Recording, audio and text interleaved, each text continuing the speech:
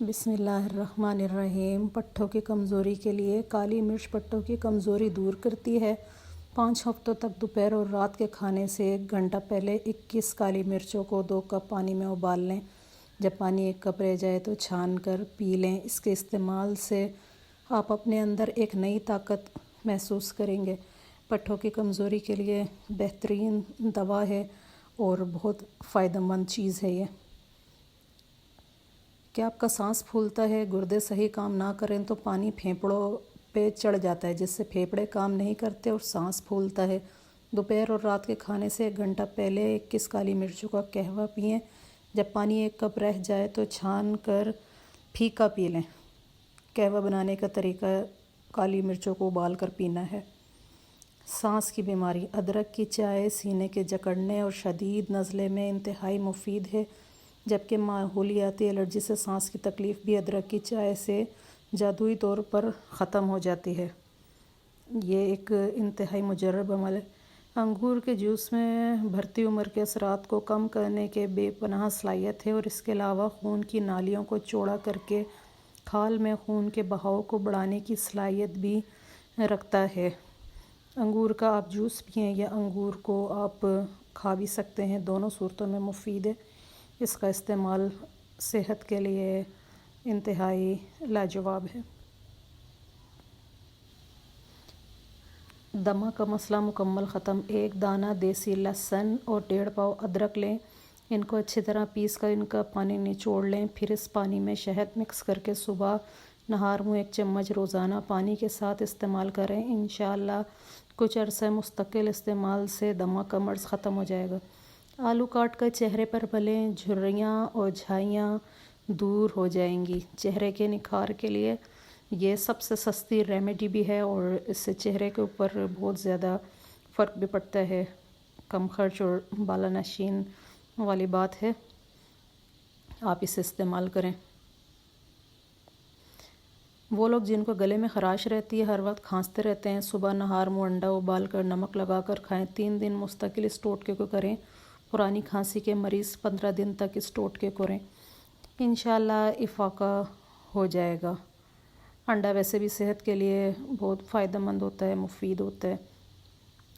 نزلہ، زکام اور گلے کی خراش میں 4 سے 5 خشک خوبانیاں ٹافی کی طرح چوس کر 1 کپ نیم گرم چائے کا پی لیں، افاقہ محسوس ہوگا۔ ٹافی سے شافی علاج ہے، اسے کر کے دیکھیے، آپ کو خود پتہ لگے گا کہ کیا چیز رکھی ہے۔ اور خوبانی میں ویسے بھی اللہ تعالیٰ نے کافی زیادہ اس کے اندر خوبیاں رکھی ہوئی ہیں۔ اس کو استعمال کریے اور کرنے کے بعد آپ کو اس کا فرق پتہ لگے گا۔ سیب کے سرکے میں شامل اجزاء کولیسٹرول کی سطح کم کرنے میں تو قبض مدد کرتے ہیں۔ بھرے پیٹ کھائیں تو کولیسٹرول ہائی لیول پہ چلا جاتا ہے، ان کو چاہیے کہ سیب کے سرکہ استعمال کریں۔ 15 بادام، 2 چائے کے چمچے سونف، 3 کالی مرچوں کو نہار منہ 1 گلاس دودھ کے ہمراہ چبا کر کھا لیں۔ نظر میں تیزی آ جائے گی اور نگاہیں روشن ہو جائیں گی۔ اب جس کے پاس 15 بادام نہ ہو وہ کیا کرے؟ 15 بادام، 2 چائے کے چمچے سونف، 3 کالی مرچوں کو نہار منہ 1 گلاس دودھ کے ہمراہ چبا کر کھا لیں۔